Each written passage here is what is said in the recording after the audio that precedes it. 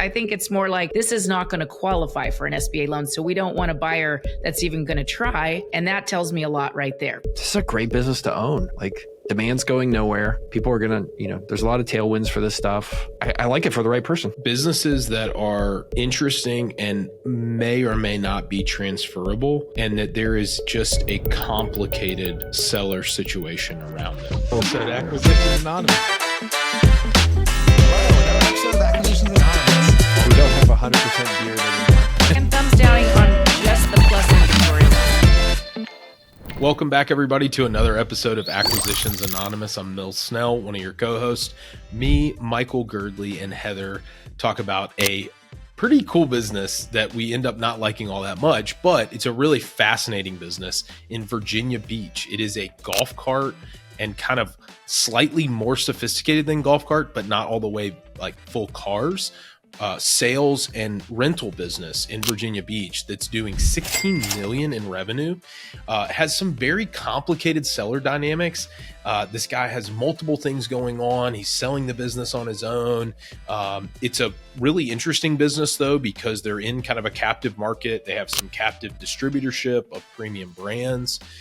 They sell them. They sell used ones. We think they do service. They also rent to the tune of $30,000 a month in a very touristy location. So there's a lot to like about this one, but we also talk about some of the complexity of buying a business like this, the situation around this business, this seller. They specifically call out that they don't want an SBA loan. So there's a lot that we cover in a short amount of time on this one, but there's a lot of these businesses out there. There's a lot of dealer type businesses that I think when you're looking for a business to buy, they hit your radar because they're a decent size. But when it actually comes down to the brass tacks of, is it buyable? Is it transferable? It's kind of tricky. And we talk about that in this episode. Hope you enjoy. Stick around for a quick word from one of our sponsors. Okay, so everyone knows that one of the first levers you want to pull in an acquisition is updating their technology, updating their systems that might still be running on a spreadsheet or even on pen and paper. But tech is complicated. There's a lot of solutions out there. So choosing the right cloud platform, the right CRM, the right telephony, compliance, cybersecurity, not to mention implementing all that stuff, that's a job in itself. And I want to tell you about this week's sponsor, which is Nick Akers and Inzo Technologies. So Nick actually knows about all this firsthand. He is a former searcher himself and bought Inzo Technologies, which is an IT firm for small businesses. So Nick has seen the tech challenges that searchers face when acquiring businesses. He's seen them up close firsthand because he is a searcher. Now his team at Inzo regularly works with searchers on acquisitions, offers a complimentary IT audit of your target so you can make a plan for what you're going to do on day one. Nick takes a personal interest in all of their searcher clients and draws on his own experience in the search phase. And his business, Inzo, actually dates back to 1989, even before he acquired it. So the company has deep expertise for managing the tech for hundreds and hundreds of small businesses over decades.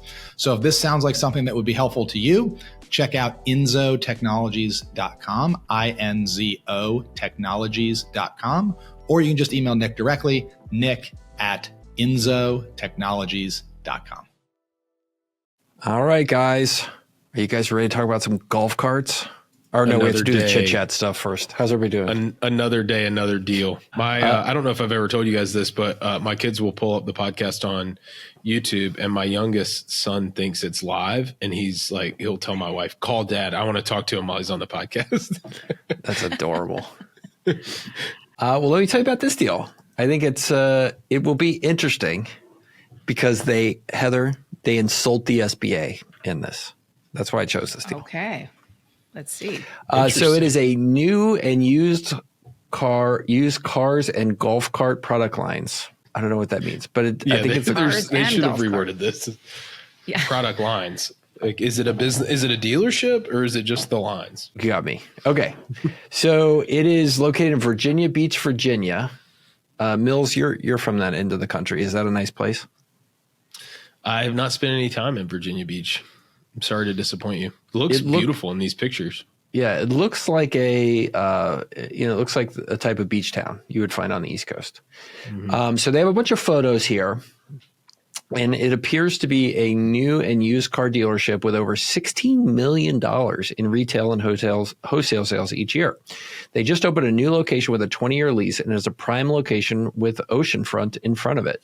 The business also includes a lucrative golf cart rental and sales business with over $30,000 a month in rental income during the prime rental season. The inventory is negotiable, and they do not accept SBA loans. It has been in business for 26 years. They have 5 employees, and it is a franchise. And they actually have their website here, mokeamericavirginiabeach.com, which I will open that up here shortly. Y'all, these Mokes, I've rented one of these before. These things are awesome. They are so cool. It's not like a regular golf cart. All right. It's not like a club car. Mills, Sorry. calm down. Okay. Calm down. I'm getting excited. Market is currently in high demand for all aspects of the business, and the locations are available for all aspects of company in the Outer Banks. The real estate is leased. It has a 6,200 square foot building, and they pay $9,500 a month in rent. The lease goes through 12/27/2030. The owner is retiring and is willing to offer 6 months of support and training. The business is located at 1765 Virginia Beach Boulevard, Virginia Beach, Virginia. And here I can just scroll out. That is near Chesapeake and Norfolk. Sorry about that. Be careful how you say that one. Yeah. Norfolk. So it looks like you're actually, okay. So this is actually an interesting geography. So Mills, it looks like I'm near the water. I'm on the beach, but I'm near the big towns of Chesapeake and Norfolk and Newport News, Virginia. Yep. All right. So what do these, Heather, what do these guys do? Well, and let's hit it really quick because I don't think you said it. The asking price is $3.5 million. Oh, sorry. Yeah, money. Who needs money? That's my motto for 2024. Well, we don't know how much they make. So asking price is $3.5 million. Inventory is $1.4 million. They have $200,000 in furniture, fixtures, and equipment. Yeah, so they're holding $1.4 million in inventory. So yeah, asking it's kind of surprising that they have that little inventory doing $16 million in top line. I mean, I think about this as like a dealership model. Yeah, It could be a flooring line of credit that they use, so they don't really own the inventory. That's what I'm guessing when the number is so low. I guess it's used cars and it's this rental, and I feel like those are completely two different businesses. I understand like the real estate might be kind of synergistic, right? You need a lot and you need a location, but they're two very different businesses. One is sort of a tourist business, and the other one is, the used car sales, which is a pretty tough business to be in, if you ask me. So, and I think to clarify, these, I don't think they're doing just regular used cars. Michael is flipping through the pictures. There's 30 photos on this listing. These Mokes and the Vanderhall, they're a hybrid between a car and a golf cart. They, I think, have seatbelts and they're street legal. Oh. And it's not like you're going here to buy like a used, Toyota Corolla or something like that. But they're in that kind of like gray area where I think they do have to be registered. Like I think they have license plates. So they're a car, but like when you look at these pictures, they look like little baby Jeeps, Yeah. Yeah. And I think they get licensed under the same thing that golf carts get road licensed in some places, and they can't go on all roads, but like you're maxed out at 30 miles per hour, stuff like that. Okay. And you have a license plate when you drive them on the road. Yep. So I think that's, so they're selling them and renting them. That's basically what it is, right? Okay. Yep. And you're in a beach town. Yeah. Mm-hmm. Yep. And it looks like they carry they're a dealership for a handful of different brands. So they have the Moke ones that Mills likes. And then they have these other ones listed here. There's Candy, Icon, Epic, Orion, Vanderhall, and more. So one of these pictures had a display of some of those things. So where people have taken golf carts is pretty crazy from a design perspective. And these things are not cheap. I mean, you're talking about like a nice golf cart like this is, $8,000 to $10,000 or more. And I think the Mokes are like over 20. Wow. It's crazy. Really? So Heather, does this change your mind that this is a used car or a new vehicle and rental business? Like dealerships are I like not the bad rental businesses. business. Let's put it that way. I always like the rental business. And it sounds like maybe they just sell off some of the rented, once they reach a certain age or number of miles or whatever, then maybe they sell them off as used vehicles to the local, community, I suppose. I would just want to know the mix. And of course, they're not even telling us any EBITDA here. And they're saying no SBA loans accepted. Now let's just say something there. Everyone will accept the money from an SBA loan. It is money. So when they say it like that, I think it's more like this is not going to qualify for an SBA loan. So we don't want a buyer that's even going to try. And that tells me a lot right there, because there's something wrong with the financials. They're not telling us the income or the net income, and they're not accepting SBA money. So do you think, Heather, this is not in a class code that is not accepted, right? Right.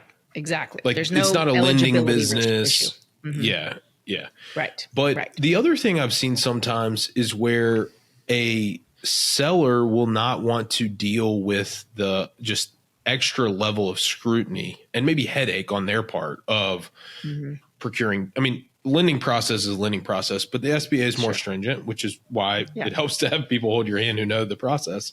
But I've also seen sellers say, look, I want the easiest transition. I want the easiest sale process, which is a red flag, like you're saying.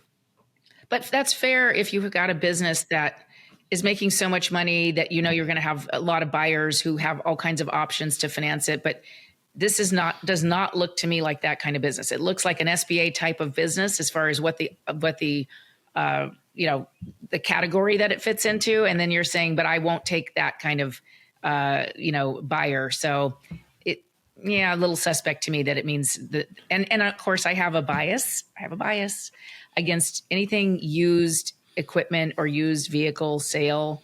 There's a lot of, it gets a little shady. Cash, is paid rather than them reporting it on their tax return. It could be something like that. That's kind of what comes to mind when I see this. All right. I have two thoughts for you guys. Number one is I bet they have a significant service business here as well, and a parts business that they're not talking about. Because there is no way these murky things don't get running after somebody has a bunch of, Dosaritas, drives one of these into a tree and breaks it. And that just happens. And plus, when you have a rental business, you have to do that. So I bet there's a significant amount of rental or repair income here. So that's kind of thought number one. And then I will pause there. And then my second comment is funnier. So if you guys want to talk about comment number one, go ahead. Otherwise, why would they not mention the maintenance business? Because that's what people would just salivate over. And that's what would make this interesting. Right. Maybe it's so small. Could be. I mean, they have here, they're selling, I've pulled up their website. They're having accessories and all that kind of stuff. Are these electric? Yeah, I'm pretty sure. They are. So maybe that's it. I mean, I'm being stupid here because I'm not an auto person, but is it true that electric vehicles require less maintenance than gas? It would have less maintenance, but Michael's pulling up prices. I'm fascinated. Well, they have their website. I'm not breaking the rules. Yeah. This is their website for this is great. But yes, they would have less maintenance, but also, Heather, like the battery, like they still have problems. You still get flat tires. Sure. They still have to be towed back to the shop. The batteries, when the batteries die, they're very, very expensive to replace, that kind of thing. Holy crap. These guys, if you pull up how many different things they carry like 18 different brands of things. Pretty incredible. So like Club Car, is a traditional golf cart, and those look like they were kind of 10 to 15,000. And I mean, this is really nice. It's street legal. It's got like special rims. I will tell you, I have not looked it up, but it says staff here, but I will pull up and tell you the profile of the person that owns this business. It's a guy named Jimmy who looks like Jimmy Buffett, and he and his wife is a realtor. And she's the number one realtor in this little town. And they are basically the de facto mayor and mayoress of this town. And Jimmy loves everybody, and he loves making deals, and he works in this shop, and he's just happy as a clam when people come in. And I think that's part of this. I think part of this trade-off that somebody's making to buy this business is like, you typically end up as an owner operator, and like you're in there living in a beach town, and you join that community and you do that thing. So that's my thesis on this. Virginia Beach is huge. It's like 450,000 people. Virginia Beach is 450,000 people? Yeah. All right. I was close. Jimmy's name is Tim. You're right. That's awesome.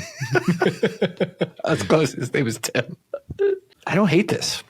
They have a finance manager, a comptroller, a manager, and then maybe like another salesperson or something like that. This guy Eddie looks awesome. Maybe the finance manager. Yeah. Yeah. So they're getting paid for that too a little bit. Yeah. So here I you mean, can y'all, get when you go to the beach, like growing up in the Southeast, when we go to the beach, like you have to have a golf cart. It's just part of the experience. See, that's I mean, not Tim's the way got- it is in the West. Yeah. You'd get killed. Hey, Michael here, and for just a few seconds, I want to tell you about my company, Near. Before 2020, I thought what a lot of people do, that hiring global talent wasn't something I could do, and it wasn't serious enough for my small business. And I also assumed it was just call centers and low-level employees.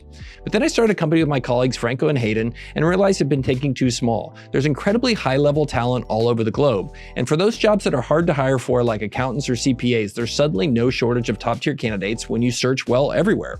And I saw a need for international talent in a bunch of my companies, and that's why I started Near. So they can help you too. They can make you a list of high-quality Latin American candidates for any role and then deal with all the red tape of hiring them. So go to hirewithnear.com/AAPod to get 5% discount on your first hire. That's hirewithnear.com/AAPod for a 5% discount on your first hire. Tell them we sent you. Man, I don't hate this. I mean, it all depends on price, but look, if you wanted to, we kind of go now to who should buy this business. If you want to live this lifestyle and you want to be part of a beach community and live in a small town, exurb of this area of Virginia, and just kind of live this life and be part of this small town community stuff, like this is a great business to own. Like demand's going nowhere. People are going to, there's a lot of tailwinds for this stuff. Like you have exclusive rights to a lot of these brands. You're the only dealer probably for miles for all of them. It's hard not to, but I like it for the right person. But we don't know the cash flow and we can't really get financing. So what do you do to, what's the valuation? That's going to be tough. And how are you going to pay for it? Let's make some inferences. If it's 16 million top line, and even let's just say they're doing, $1.5 million, or maybe it's $1 million in EBITDA. They're only asking 3.5 times. So I don't think it's an outlandish valuation. I'll tell you why I think they don't accept SBA loans. Would you like to know why? Yes. It's because they are asking way too much money for it, and the SBA will not underwate this deal. There's something wrong. You think this business is making? I think this guy's making really good money. I think he's making a couple million a year off this business, and it's a great business. And he wants $10 million for it, or he wants $12 million for it, and the SBA is not going to. There's no bank SBA loan that's going to be able to touch what he's trying to do. It says the asking price is 3.5. Oh, he is. Yeah, he's asking 3.5. But my twist on it is he's not reporting the income, and he didn't want to pay taxes ever. I've met this kind of person many, many times, directly and indirectly. They love the cash nature of the business and the way that they're able to not pay taxes, but it's not legal. And they don't. A smart seller that really wants to get their value out of the business is going to clean that up for a couple of years and actually go through the pain of actually paying taxes and reporting everything on their tax return and then sell it. This is someone who refuses to do that. You know what further corroborates that point, Heather, that I just noticed? And Michael, I think you just highlighted this. The owner is also, they listed the business themselves for sale by owner. Oh, it's sale by owner. Yeah. Oh, really? So that just further confirms your point, right? Of if I can save $1, if I can be, very shrewd, I will. But it's probably, to your point, been taken too far. Tim is a guy that loves to make a deal. Heather, what percentage of his rentals do you think he takes $100 cash and puts it in his pocket and they throw away the receipt? Quite a bit. I think he probably gives a discount for cash or something like that. And I bet you he takes credit cards that he also doesn't report. I mean, some people just take it to the, way beyond the limit. And they're just not getting caught. They haven't been audited or whatever. And how are you as a buyer going to come in and even know what you're getting in terms of cash flow? If a lender can't know, okay, we have a higher standard, but even you as a buyer, how are you going to know if they do kind of shady stuff so that they don't have to report it? So I think that's the problem with these kinds of businesses. Could you create a clean break? You don't do a stock purchase, you do an asset purchase. Mm-hmm. You underwrite the deal for those unexpected things, which I think, again, if it's doing 16 million in revenue, I think they've got to have somewhere close to $1 million in free cash flow. and they're only asking 3.5 times. Could you structure the deal in such a way and then create a clean break and go, hey, look, we're not doing that anymore? Yeah, you could, but I think it involves a pretty big seller note so that you have something to claw back in case you don't know what you don't know when you close it. You think it's $1 million of cash flow, you close it and you find out it's actually 500,000 or whatever. You've got to have a seller note that you can offset. And maybe you clean things up. Maybe you convince the seller, I need your financing, a little bit of my equity to close it. I'm going to clean up the tax returns for a couple of years, and then I'm going to go refinance with an SBA loan and pay you off the rest of the seller note. So you get your cash out in a couple of years. Maybe something like that could work. I love what Michael just found. Well, okay. Like I know we're not trying to we don't dox people on this stuff, but the guy put his name on there, so I Googled him. I love that it says regular guy. He's fascinating. His LinkedIn profile has him hitting a golf ball, and then his name on his LinkedIn profile is Tim Pash, and in parentheses regular guy. And by the way, he's a third order connection for me. I'm connected to somebody who's connected to Tim. I love LinkedIn. But I think what's interesting here look at what else he owns. Yeah, he owns a bunch of other stuff. He owns this Moke dealership that he's been in since 2018. He owns a crab pot company, which maybe that's a food truck. He owns a wholesale business that he's been in since 2000. And then he owns an auto dealership. And then he says that he has a decade in the sales industry, and he currently works at Great Bridge Auto Sales as an auto finance advisor. It is my passion to help make other people make their car buying decisions a smooth one. So he evidently it's crazy. Well, actually, he says he left Great Bridge Auto Sales in 2021. So I don't know how maybe he just hasn't updated his profile. Tim, if you're going to get a job, you're going to have to keep your LinkedIn updated. I think, though, this points to, a phenomenon of businesses that are interesting and may or may not be transferable, and that there is just a complicated seller situation around them. I'm not even saying that, this guy's doing anything, illegal or anything like that, but just it's a complicated situation. The guy may or may not also be working other jobs at places that he doesn't own. He's got a bunch of different things he does own. This is just one that he's selling. It's just complicated, and this isn't a person who necessarily has to sell. He says he wants to retire in the listing, but he could keep doing this probably for another, he doesn't seem like retirement age. Yeah. And I hate to be the skeptic, and I'm sorry, this is not, this may not be his situation, but when I see a seller that has got a lot of other businesses going on and they're selling something at not really the optimal time, you're kind of questioning that. Sometimes it can be something else is sucking money, and he's got to, generate some liquidity to cover something else, which, it can tell you that's a problematic seller. There's a lot of, and sometimes money is going from one business to the other. They'll show you a tax return and say, yeah, this is an add back because I take money out of this business and I put it into that business. And by the time you look at it all, it's just really tangled up mess. So that could further complicate the situation for a buyer to really understand what they're getting. It is a bizarre phenomenon you'll see in these resort towns where there's like a family or a guy and or a lady for that matter as well, who you go in there and they own the neighborhood deli, they own the real estate brokerage, they own the cleaning service. The town has 9,000 people in it, and they are 40% of the economy by themselves. And everybody knows the Johnsons or the Edwards or whatever the last name is, because they're the ones. It's oh yeah, you call him old man Edwards. He owns the cleaning thing, and they own every small business in the town. And the reason that happens is because the town is just at a size where it's not big enough to support somebody, unless they own multiple businesses. So their moat is that the town is so small, and they could just be okay, well, we're going to be all the commerce in this town. We're going to be the Walmart of this particular town. Mm-hmm. It's kind of fascinating. Maybe this guy's that guy because he's in 4 or 5 different things all around this stuff.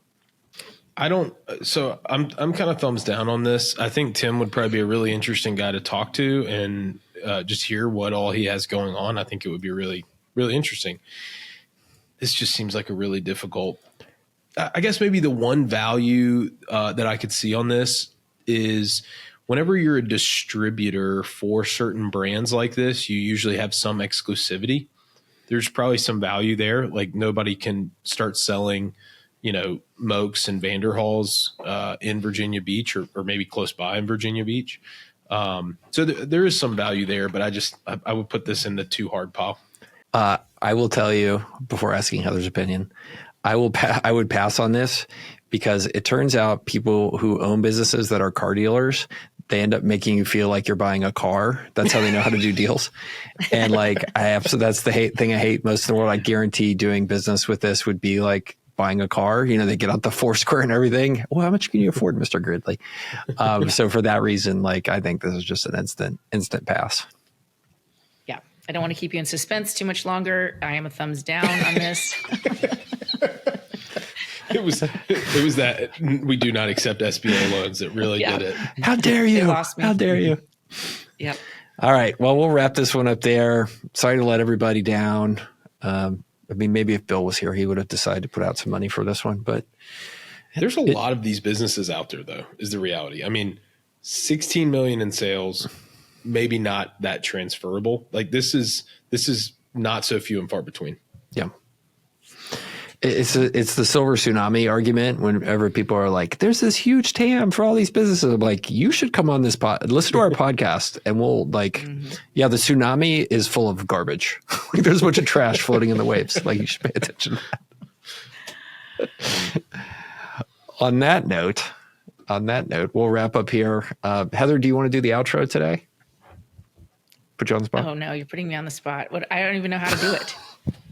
Oh, okay. Here's what you do. You say, you just have a call to action at the end and you just pick one of the usual ones that we do. It could be go to our website and go look at the stuff. It could be sign up for our newsletter. It could be tell us what you think about this episode, or it could be send it to a friend. You just kind of pick one at random and then we YOLO onto the next one. Okay.